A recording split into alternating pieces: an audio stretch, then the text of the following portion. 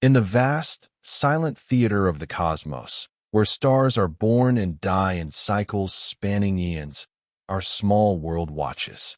We point our telescopes to the heavens, not just in idle curiosity, but with a deep, primal need to understand our place in the grand, unfolding story. We are a species defined by our questions. Where did we come from? Are we alone? For millennia, these questions were the domain of philosophers and poets. Today, they are the territory of science. And every so often, the universe sends us a messenger, an object from the unimaginable, cold darkness between the stars, that doesn't just invite us to look, but forces us to confront these questions with an urgency that borders on dread. We are living in one of those moments. Right now, something is moving through our solar system, an object designated 3I/Atlas, the third interstellar visitor ever confirmed in human history. And it is unlike anything we have ever seen. It's not just a rock. It's a puzzle box, a paradox wrapped in a shimmering cloak of ice and dust, and it's on a trajectory that brings it tantalizingly, uncomfortably close to us. This isn't speculation. This isn't a Hollywood script. This is a story being written, moment by moment, in the cold, hard language of orbital mechanics, of spectroscopic data, of Doppler shifts, and of a series of cosmic coincidences so profound, so statistically improbable, that they verge on the impossible. If you are here because you want to understand what the data truly shows, not just what the sanitized, carefully worded official statements claim, then stay with me. This journey will take us to the very edge of our scientific understanding, to a place where the line between the known and the unknown begins to blur. Join this expedition by subscribing to this channel. And if you feel that same shiver of profound wonder and deep unease that I do, hit that like button to help this story reach others who are also looking up at the sky and asking the big questions. Now, let me ask you, and I want you to be honest with yourself. Do you believe in coincidence? Tell me in the comments below, because by the end of this journey, your answer might very well change. Our story begins not with a dramatic bang, but with a quiet, almost imperceptible whisper, a faint, fuzzy smudge of light detected by one of our planet's ever-watchful electronic eyes. The discovery was made by the Asteroid Terrestrial Impact Last Alert System, or ATLAS, a network of 4 robotic telescopes strategically placed around the globe, in Hawaii, Chile, and South Africa. Their primary mission is stark and vital: to scan the entire visible sky every few nights, creating a continuous motion picture of the heavens, searching for moving objects, specifically asteroids and comets that might be on a collision course with Earth. It's our planet's early warning system. But on this occasion, in the deluge of data from a routine night of observation, it found something far stranger, something that wasn't from around here. A software algorithm flagged a new object, one not present in previous night's images. Its path across the star field was calculated, and the result was immediate and electrifying. This was not the familiar, predictable, closed ellipse of a comet or asteroid born in our own solar system and forever bound to our sun. This object was moving with such tremendous, astonishing velocity, a speed so great that it was clearly on a hyperbolic trajectory, meaning it was a traveler, a drifter on the galactic currents, moving too fast to ever be captured by our sun's gravity. It was an outsider, a guest from an unknown hearth, on a one-way trip through our cosmic neighborhood. We had seen such visitors twice before, and each one was a revolution. First, in 2017, came the object that would be named Oumuamua, a Hawaiian word meaning a messenger from afar arriving first. It was bizarre beyond measure, an elongated, cigar-shaped, or perhaps pancake-shaped, dark red object that tumbled chaotically through our system. It showed no visible signs of a cometary coma or tail, yet it accelerated away from the sun in ways we still cannot fully explain by natural means.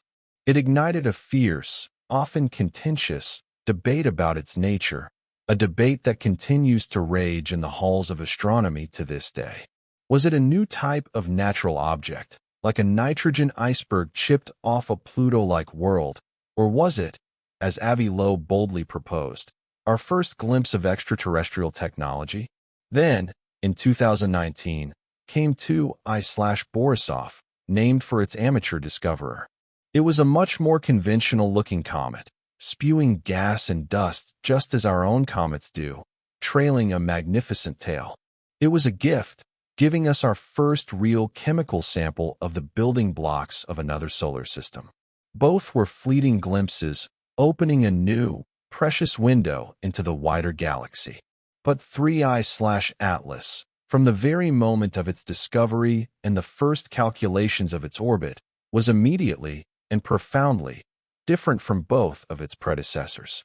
The first clue, the first thread in this unraveling mystery that would soon consume the astronomical community, was its sheer, staggering scale, an anomaly that struck at the very heart of what our theories predict for these cosmic visitors. In the weightless, frictionless expanse of space, you can't simply put an object on a scale. Its mass, one of its most fundamental properties, must be inferred indirectly through the subtle and precise language of its motion, or, in this particular and confounding case, by its striking and stubborn lack of motion. When a typical comet, often poetically but accurately described as a celestial, dirty snowball composed of a loose agglomeration of water ice, frozen gases like carbon dioxide and methane, rock, and dust, makes its long, looping journey towards the sun, its surface begins to absorb solar radiation and heat up. In the hard vacuum of space, the ice doesn't melt into liquid water, it sublimates, turning directly from a solid into a gas. This gas erupts, sometimes gently, sometimes violently, into space, dragging dust particles with it. This process forms the beautiful, ethereal halo, or coma, that surrounds the comet's nucleus, and the long, sweeping tail that can stretch for millions of miles, always pointing away from the sun, pushed by the solar wind and the pressure of sunlight itself. But these spectacular eruptions are not merely for show. They are chaotic, powerful, and almost always uneven, acting like a collection of tiny, unpredictable rocket engines firing off primarily from the sunlit side of the comet's rotating nucleus. This process imparts a gentle but persistent and, crucially, measurable push on the comet. It causes the comet to drift, to deviate from the perfect, elegant path that gravity alone would dictate. Astronomers call this non-gravitational acceleration. It's a fundamental characteristic of an active comet, the clear, unambiguous signature of its fiery, dynamic dance with the sun. It's a behavior we have observed and modeled in thousands of comets from our own solar system. Yet, 3I/Atlas, which was clearly and undeniably active, visibly spewing gas and dust at a prodigious rate that our most powerful telescopes could measure with great precision, was barely being pushed at all. It held its course with an unnerving, almost defiant stability, like a colossal aircraft carrier shrugging off the gentle, persistent force of 1,000 garden hoses. Its trajectory was pure, almost perfectly governed by the inexorable laws of gravity alone.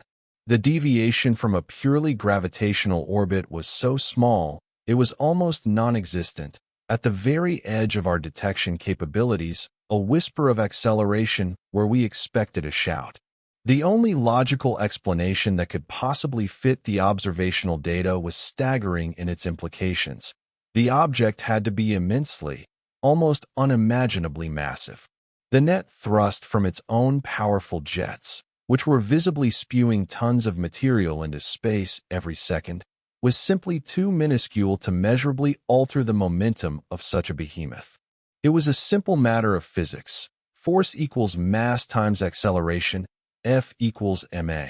We could measure the force, F, from the outgassing, and we could measure the acceleration, A, to be near zero. The only variable left to solve for was the mass, m, and the number had to be enormous. Scientists at observatories around the world, from the high, dry mountaintops of Chile's Atacama Desert to the cold, orbital vantage point of the James Webb Space Telescope, ran the numbers again and again, checking and rechecking their models and calculations. They factored in the observed gas loss rate, approximately 150 kilograms per second, equivalent to a large truck's worth of material being vaporized and ejected into space every single minute, and they compared it with the near-total absence of non-gravitational acceleration. The conclusion they arrived at, the most conservative estimate, was a minimum mass of 33 billion tons. To put that number into a more terrestrial perspective, that is more than 50,000 times the mass of the largest aircraft carrier ever built. This single object is thousands, perhaps even hundreds of thousands, of times more massive than the two previous interstellar visitors, Oumuamua and Borisov, combined. This isn't just a pebble from another star system.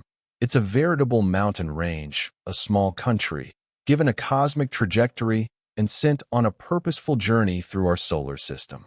This single, hard fact created an immediate and profound statistical nightmare for theoretical astronomers, a puzzle that the outspoken Harvard physicist Avi Loeb has since termed the mass budget problem. Nature, for all its infinite complexity and mind-bending variety, tends to follow predictable patterns of distribution. For every giant mountain like Everest, there are countless hills, boulders, pebbles, and grains of sand. For every giant redwood tree that has stood for 1,000 years, there are billions of blades of grass that live for a single season. This is a fundamental principle in statistics and in nature, known as a power law distribution. Big things are rare, small things are common. This pattern is woven into the very fabric of the cosmos. We see it in the size distribution of craters pockmarking the Moon and Mercury, in the magnitude of earthquakes that shake our planet, and in the populations of asteroids and comets within our own solar system. For every 10-kilometer asteroid, there are 1,000 1-kilometer asteroids and 1,000,000 100-meter asteroids. The universe, through its natural processes of formation and destruction, simply doesn't manufacture as many mountains as it does grains of sand. Based on our best and most sophisticated computer models of how planetary systems form, the chaotic, violent dance of gravitational accretion and scattering that builds planets and, in the process, sends a vast amount of debris flying out into the interstellar void, and our best estimates of the overall density of material floating in the space between stars, we can calculate the expected frequency with which we should encounter interstellar visitors of various sizes. For something in the 5 to 10-kilometer range, the massive size class of 3I/Atlas, the expected arrival rate is roughly once every 1,000 years, perhaps even once every several thousand years. Yet, humanity has been systematically and effectively searching for these objects for only about a decade. The upcoming Vera C. Rubin Observatory in Chile will soon come online and dramatically increase our discovery rate. But for now, our historical sample size is tiny. To find one of the rarest and most massive classes of objects imaginable on what is essentially our first serious roll of the cosmic dice is statistically baffling. It is like walking into a casino for the very first time in your life, putting a single coin in a single slot machine, pulling the lever just once, and winning the grand, multi-million-dollar progressive jackpot.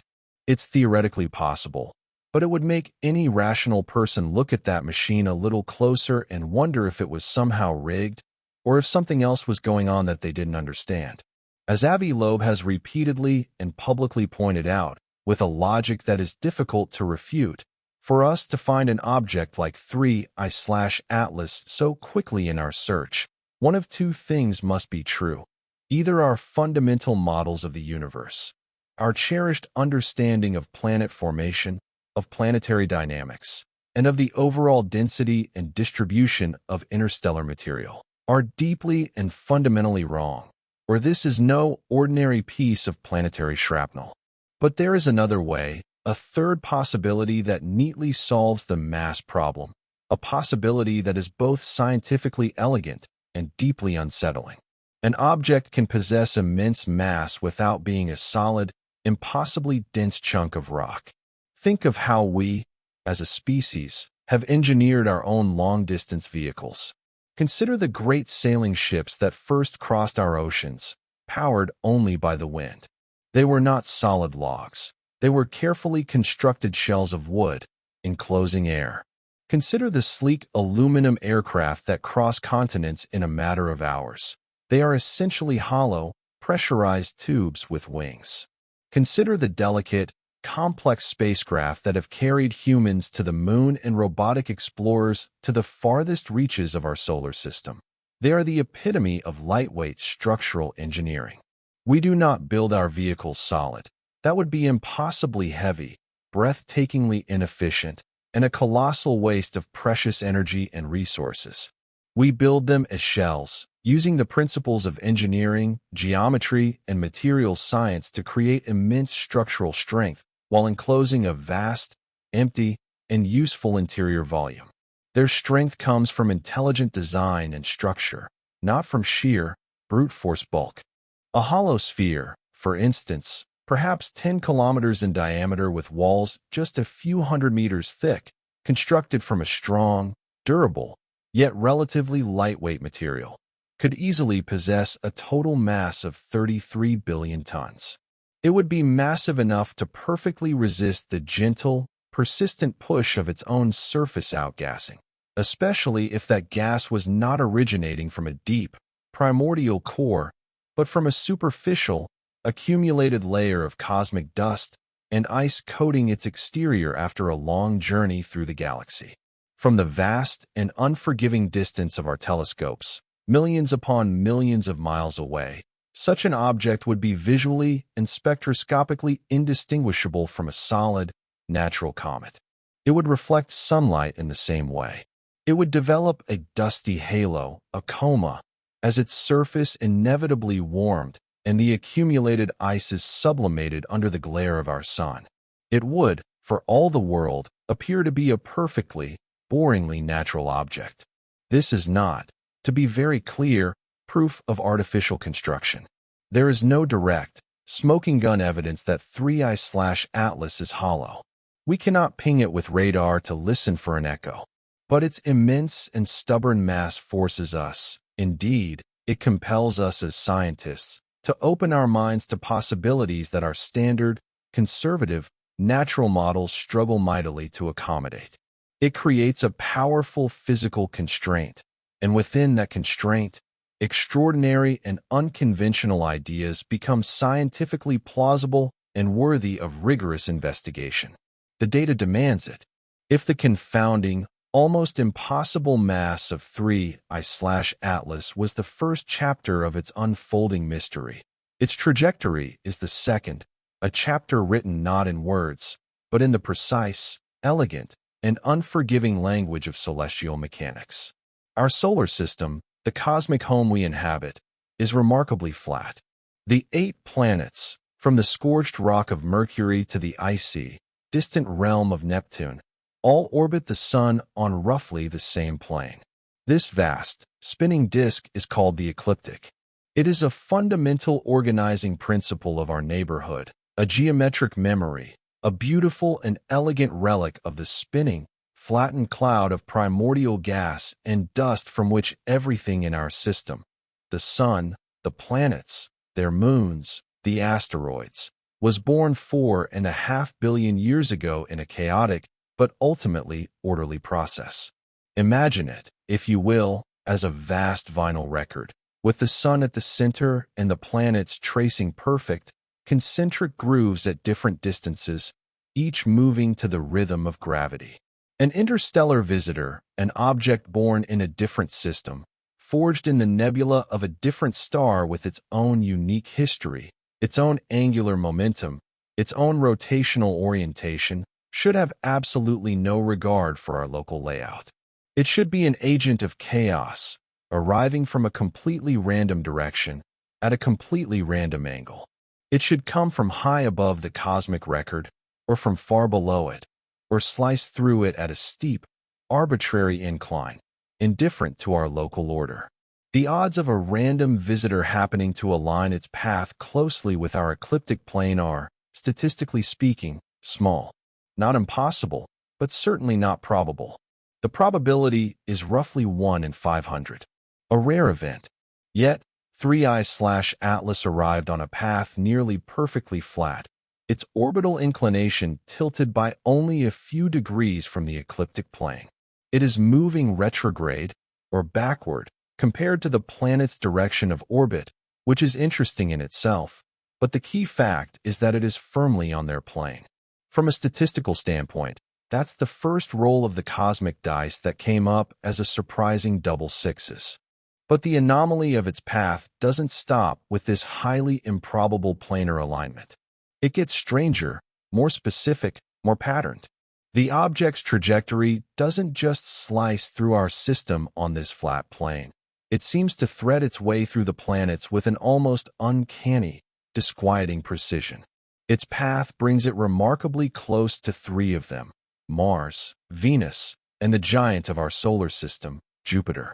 And to be clear, it doesn't just pass through the vast, empty orbital space these planets occupy.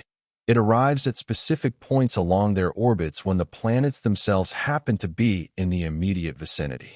Consider for a moment the celestial clockwork, the intricate, multi-year dance of the planets, required for this to happen by pure, unadulterated chance. Mars, the red planet, takes 687 days to complete one full orbit around the Sun. Venus, our closer, shrouded neighbor, takes 225 days.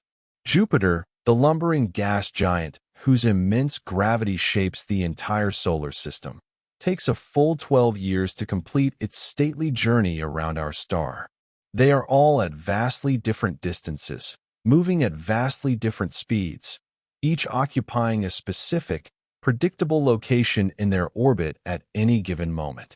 For an interstellar object arriving on a one-time, high-speed journey through this complex, dynamic, moving system, to have a close encounter with all three of these planets in a single pass requires a level of timing that strains credulity to its breaking point. It is analogous to throwing a single dart from across a vast, crowded stadium and not only hitting the distant dartboard, but hitting three specific, independently moving flies that happen to be crawling across its surface at that exact, fleeting moment. The probability is not zero, but it is vanishingly small. On October 3, 2025, 3I/Atlas passed within a mere 18 million miles of Mars, astronomically speaking, a stone's throw. It was close enough that NASA deemed it a worthy and unique target of opportunity and redirected the powerful HiRISE camera aboard the Mars Reconnaissance Orbiter, an instrument designed to photograph the Martian surface in breathtaking detail, to turn its gaze outward and take a picture. On November 3, just a month later, its path carried it past Venus at a distance of about 60 million miles. Finally, in March of 2026, after it has passed Earth and is on its way out of the inner solar system, its trajectory will carry it to within 33 million miles of the colossal gas giant Jupiter. Avi Loeb and his colleagues at Harvard, who have been at the forefront of analyzing the anomalous nature of this object, meticulously calculated the combined probability of this trifecta of planetary flybys, layered on top of the already improbable ecliptic alignment. The result they found is approximately 1 in 20,000. Loeb, never one to shy away from a powerful analogy, often uses a gambling scenario to illustrate the point. If you walk into a casino and watch a stranger at the craps table roll double sixes 10 times in a row, your first instinct isn't to declare a miracle or to accuse them of cheating. The odds are astronomically against it, but it is, in the cold, hard realm of theory, possible through random chance alone. However, your very next instinct, as a rational observer, would be to pick up the dice and inspect them very, very carefully. The trajectory of 3I/Atlas is that sequence of 10 straight double sixes. Individually, each anomalous element could be painstakingly explained away as chance. The ecliptic alignment, a statistical fluke. The close planetary flybys, a lucky, improbable coincidence. But taken collectively, they form a pattern, a sequence of layered improbabilities that becomes increasingly difficult for any objective scientist to attribute to pure, blind, random chance. They paint a picture of a path that seems less like a random walk through the cosmos and more like a carefully planned, meticulously executed, and highly efficient tour of our solar system's most interesting planets. But the most provocative, the most unsettling, the most scientifically suspicious element of its journey was not its confounding mass or its improbable path, but a moment of perfect, almost sinister, timing. On October 29, 2025, 3I/Atlas reached perihelion, its point of closest approach to the Sun. For any natural comet, this is the moment of truth. It is the climax of its journey. Bathed in the most intense solar radiation it will experience, its surface is put under maximum thermal and gravitational stress. This is when a comet truly reveals its nature, its composition, its structural integrity. We expect to see dramatic outgassing, a significant brightening as fresh, volatile ices are exposed from beneath the irradiated crust, and even fragmentation events as the nucleus, weakened by the thermal shock, cracks and breaks apart under the strain. It is the single most important, most scientifically valuable moment for astronomers to observe, a brief, fleeting window into the very heart of the object. On that exact day, the planet Earth, with all its powerful telescopes and curious scientists, was on the exact opposite side of the Sun. The object was in a state known as solar conjunction, completely and utterly hidden from every single one of our ground-based telescopes, totally lost in the blinding, overwhelming glare of our own star. For 3 critical weeks, from the middle of October through the beginning of November, during its most revealing, most dynamic, and most scientifically valuable phase, 3I/Atlas was in a total, impenetrable observational blackout. The probability of this specific timing, arriving at perihelion at the precise moment it is hidden from Earth, is not, in itself, astronomically small, but it adds yet another curious layer to the already teetering stack of statistical improbabilities. Depending on how you calculate the variables, the odds are roughly 1 in 20 or 1 in 30. Not impossible, but another interesting coincidence in a story full of them.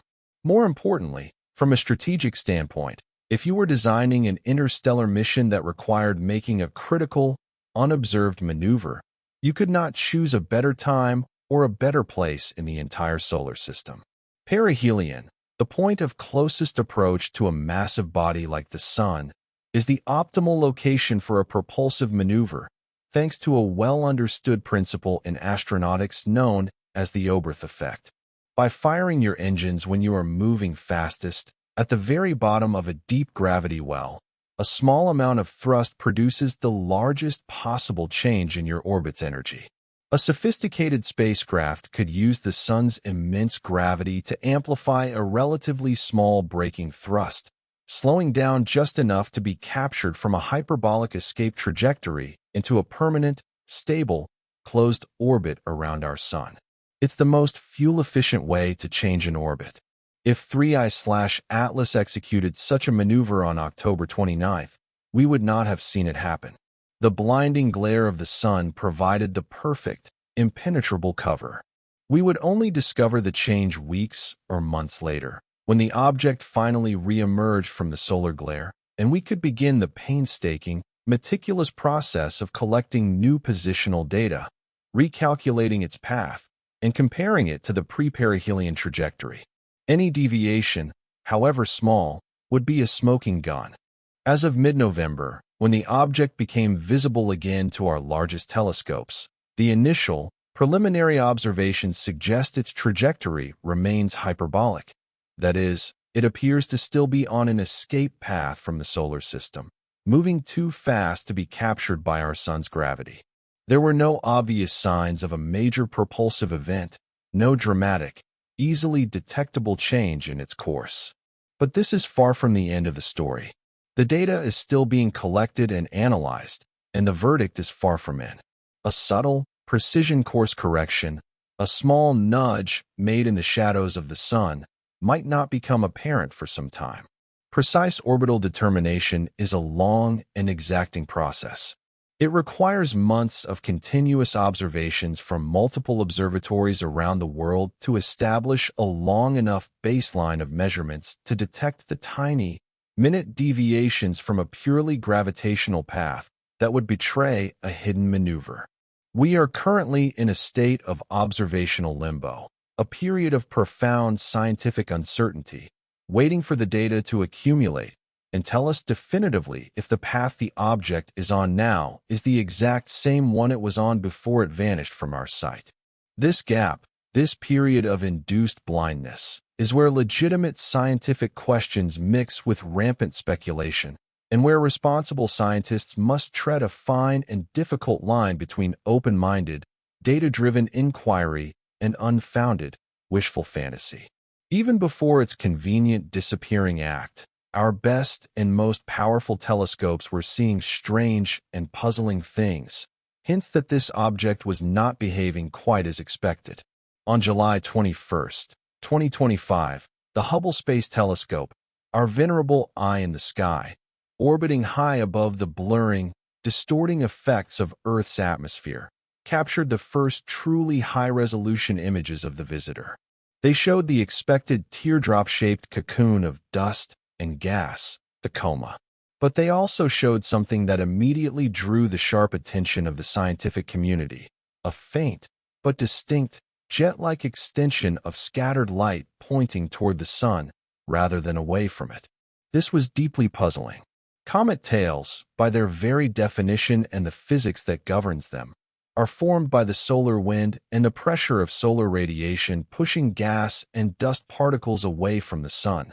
They should never, under any normal circumstances, point forward into the solar wind.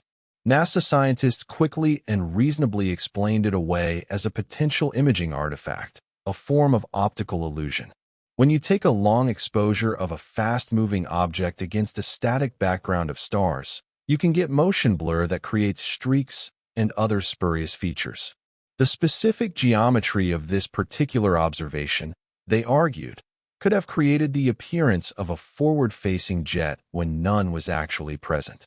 Most astronomers, being conservative by nature, accepted this plausible, conventional explanation. It was the simplest answer. But the mystery of its appearance, this nagging sense of strangeness, only deepened as it continued its journey inward. Later observations from the powerful 8-meter Gemini South Telescope, perched high in the mountains of Chile, showed 3I/Atlas beginning to develop a clear, unambiguous, and much more conventional tail, streaming away from the sun, exactly as cometary theory predicts. For many in the astronomical community, this was a sigh of relief, a confirmation that their initial assumptions were correct. Case closed. It's just a comet, albeit an unusually massive and chemically peculiar one. But for others, the sequence of events, the timing, raised a nagging question. For the first several weeks of observation, it displayed ambiguous, puzzling features that defied easy explanation.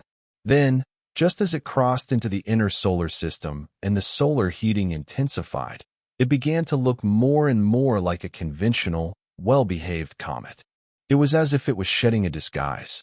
Avi Loeb, ever the scientific contrarian and never afraid to ask uncomfortable questions, offered a counter-narrative, one that is both scientifically plausible and deeply provocative. What if what we're seeing is merely, as he so memorably puts it, frost on the windshield? Imagine an ancient, technological object, a probe, a derelict ship, a piece of alien hardware that has been traveling through the cold, sparse vacuum of interstellar space for millions, perhaps billions, of years. Over those vast, unimaginable timescales, it would naturally and inevitably accumulate a thick, insulating coating of cosmic dust, frozen gases, and ice particles, the general, ubiquitous debris of the galaxy. By the time it arrived in our solar system, it would be encased in a thick, perfectly natural camouflage. When this outer layer, this frost, was heated by our sun, It would behave exactly like a comet's surface, sublimating and creating a coma and tail that would fool our instruments and our expectations. In this scenario, a natural comet and a cleverly camouflaged alien probe could be, from our distant vantage point, visually and spectroscopically indistinguishable. We cannot, with our current technology, determine the internal structure of an object millions of miles away. All our telescopes can do, no matter how powerful, is study the wrapper, not what might be inside. The surface activity could be a mask, hiding a completely different reality beneath. Then came the chemistry, the object's very elemental fingerprint, a story told not in images, but in the invisible wavelengths of light. Our most advanced telescopes can act as powerful spectrometers, instruments that function like a cosmic prism.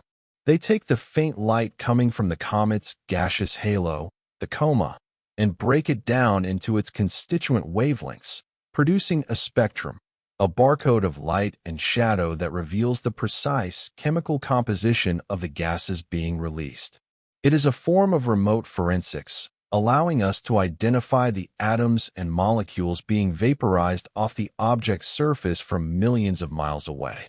The James Webb Space Telescope, our most powerful infrared observatory, turned its golden, honeycombed eye to 3I/Atlas, and what it found was, yet again, peculiar.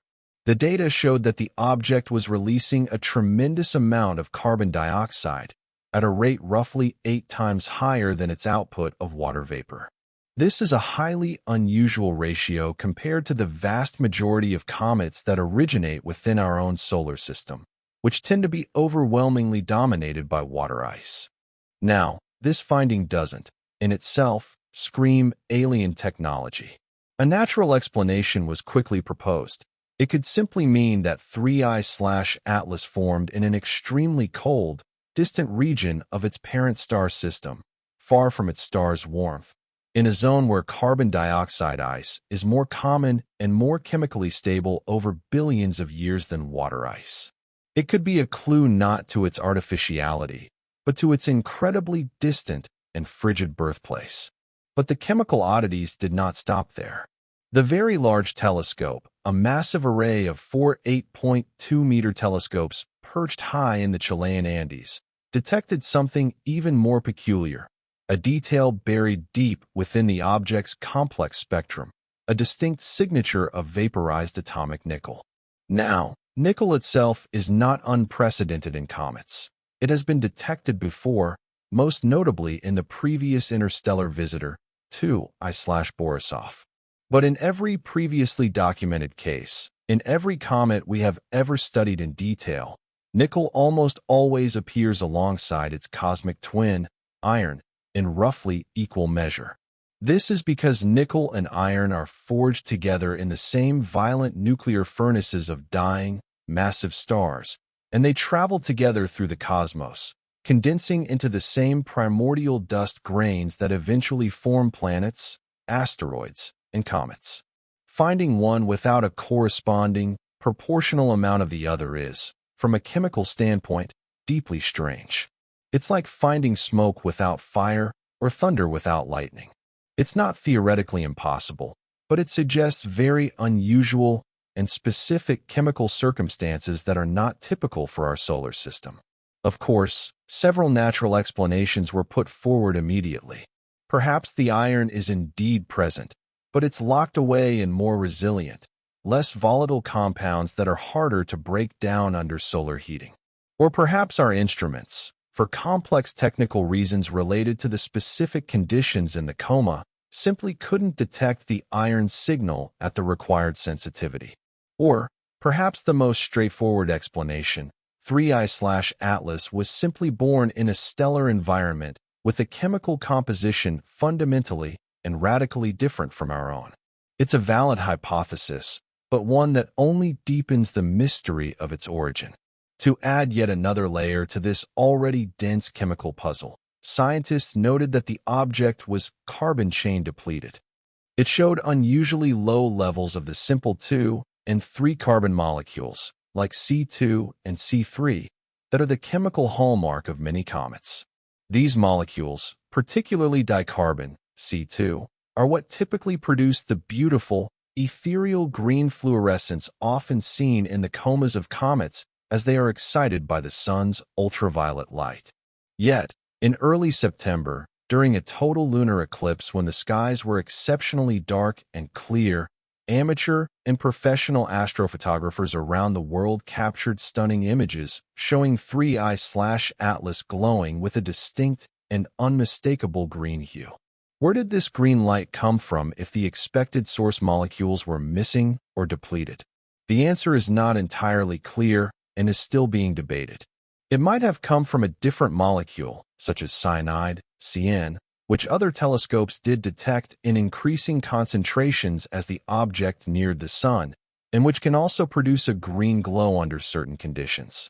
Or it could be that buried layers of material, with a different, more conventional composition, were finally being exposed as the outer, chemically strange surface layers burned away. Each chemical quirk, when examined in isolation, has a plausible, if sometimes strained, natural explanation. But taken together, they paint a portrait of an object whose composition doesn't quite fit the family album of the thousands of comets we have so carefully studied for centuries. It's an outlier, a nonconformist, an object that refuses to follow our neat and tidy rules.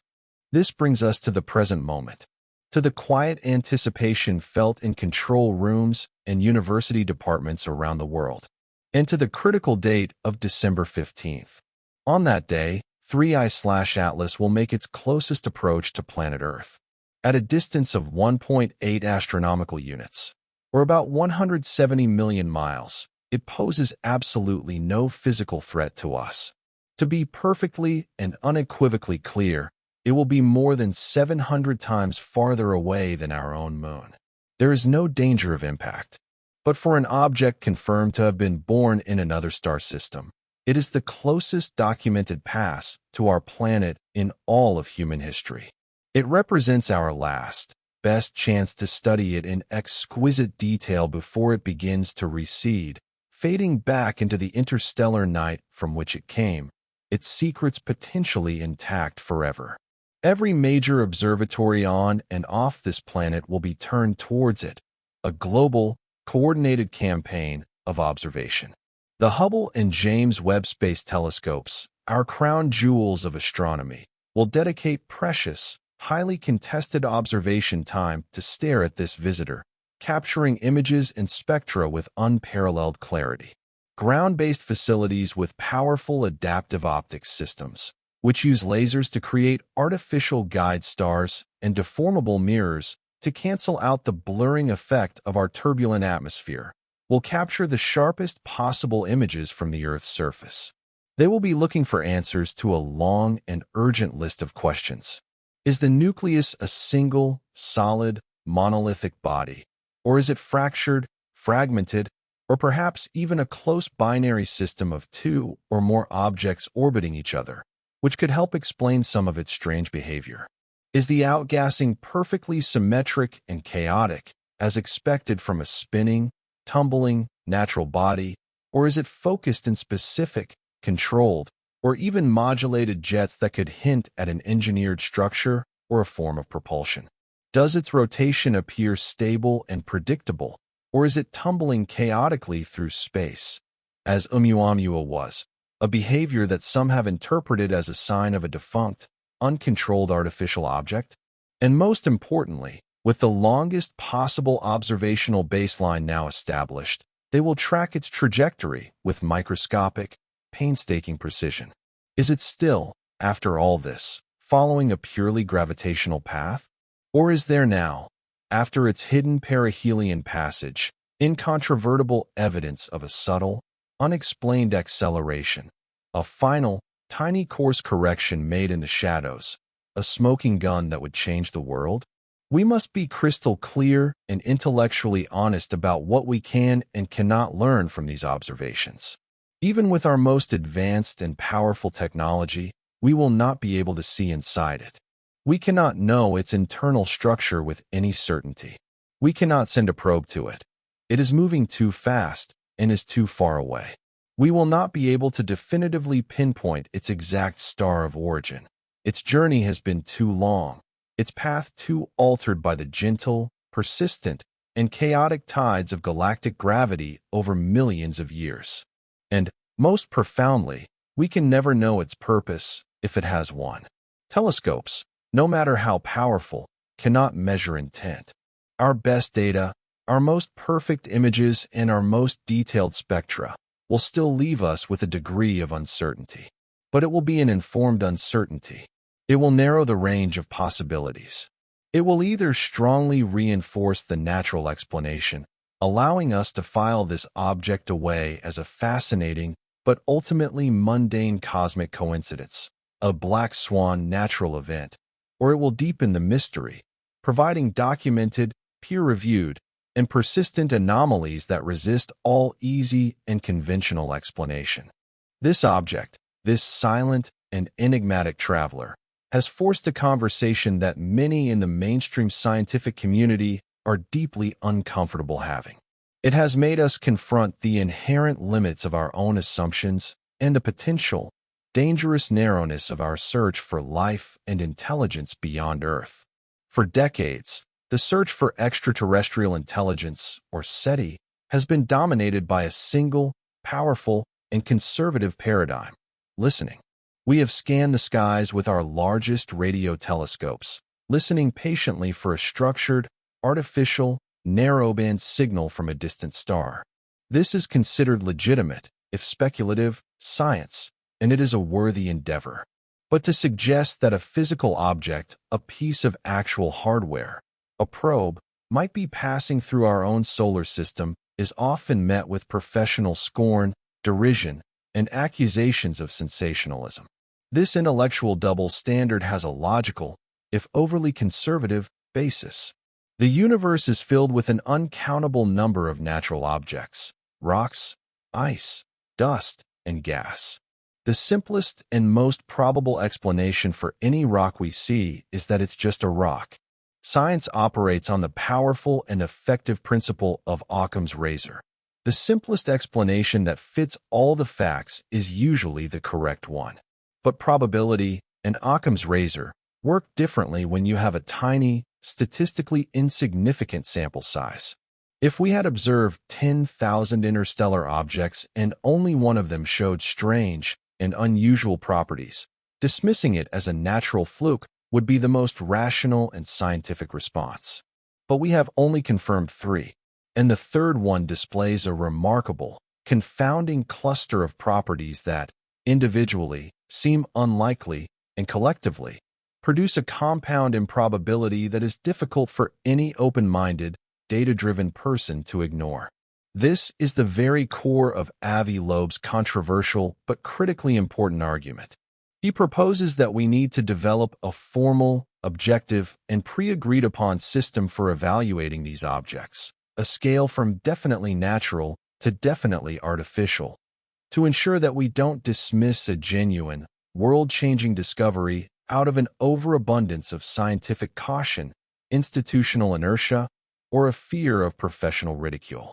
By his own assessment, 3I/Atlas sits somewhere in the ambiguous, tantalizing middle of that scale, not because there is any direct, smoking gun evidence of technology, but because the sheer aggregation of statistical improbabilities places it in a unique category where extraordinary scrutiny is not just warranted, but is the only scientifically responsible path forward. This entire saga highlights a profound and critical asymmetry in the cost of being wrong. If we investigate 3I/Atlas with every tool we have, with all the scientific rigor we can muster, and we ultimately conclude that it is, in fact, a natural comet, albeit a very large, very strange, and very interesting one, we have lost nothing. We have spent some time and resources, yes, but we have done so in the noble and worthwhile pursuit of knowledge, and we will have learned more about the incredible diversity of comets that populate our galaxy. But if we dismiss it as natural out of a failure of imagination, a lack of institutional courage, or a collective fear of looking foolish, and it turns out to be a product of another intelligence, we will have missed the single most important discovery in all of human history. We will have failed to recognize tangible, physical evidence of extraterrestrial intelligence when it flew right through our cosmic backyard. Future generations, should humanity have a long-term future, would look back at this moment, at this December of 2025, as the time humanity had its one great chance and failed to look closely enough. So, as December 15th approaches, the great observatories of the world will pivot in silent, synchronized unison to stare at a faint, unremarkable smudge of light in the constellation of Virgo. For most of humanity, busy with their daily lives, the day will pass without notice. There will be no visible spectacle in the night sky, no dramatic event to capture the public imagination.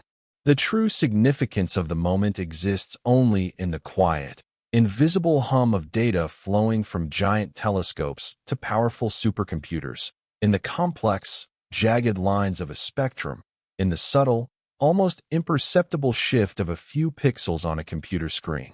It is the culmination of our months-long observation campaign, the point where we stop gathering new information and begin the long, arduous, and collaborative process of understanding what we have found. The story of 3I/Atlas is ultimately a story about uncertainty, about the very nature of evidence, and about the scientific and philosophical courage required to ask the most profound questions we can possibly imagine. It may very well prove to be just a comet. In fact, that remains the most likely, the most rational, and the most probable outcome. But even if it is, it has given us a vital and invaluable dress rehearsal for a moment that may one day come. It has served as a global fire drill for first contact. It has taught us that we need to be ready, that we need to have protocols in place, and that we need to be prepared, both scientifically and psychologically, to see something we don't expect. What it ultimately is, we do not yet know for certain. The data from December 15th holds the key to the next chapter of this extraordinary story. That data, collected across the globe by a network of our finest scientific instruments, will be analyzed, debated, and peer-reviewed for months, perhaps even years, to come. The final conclusion will not be a sudden, dramatic headline. It will be a scientific consensus, built slowly, carefully, and skeptically in the halls of academia and the pages of prestigious scientific journals. But December 15th is the moment it all hinges on. It's the moment the ancient light from this enigmatic visitor, light that has traveled for millions of years across the lonely, interstellar void, will finally fall upon our mirrors and tell us its story. We just have to be listening carefully enough and looking closely enough to understand what it's saying. If you have made it this far, you are not just a casual viewer. You are an explorer. Your curiosity about our place in the universe is what drives science and discovery forward. It shows you're a thinker who values deep understanding over simple answers. Help this story reach more curious minds by hitting that like button. And to prove you're part of the deep dive crew, the intellectual explorers who made it to the very end of this long journey, comment with the phrase "the truth is in the data" below. It will be our signal to each other that we were here, together, contemplating one of the greatest mysteries of our time. Don't let the journey end here. The exploration of the cosmos never stops. The next video appearing on your screen delves into another profound cosmic mystery that will challenge everything you think you know. Click on it now, and let's keep exploring together.